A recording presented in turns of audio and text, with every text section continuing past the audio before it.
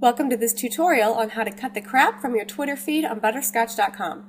If you don't keep close watch on all of your Twitter followers, then you may have some unsavory people following you that you want to get rid of. A service called twitblock.org will help you find those offenders a bit quicker. All you need to do is sign in with your Twitter account.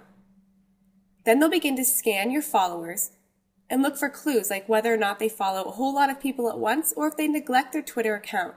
They'll also check to see whether or not the same profile picture is used by different accounts, and if they've been blocked by other people. After it's done scanning, you can check to see why TwitBlock thinks these people are spammers.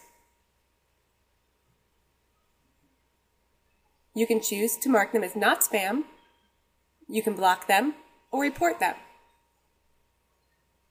On the home page, you can also choose to scan people you follow, scan the accounts you've blocked, your Twitter lists, etc. You can also manage people you've blocked from here too. Thanks for watching, and don't miss the next tutorial on Butterscotch.com.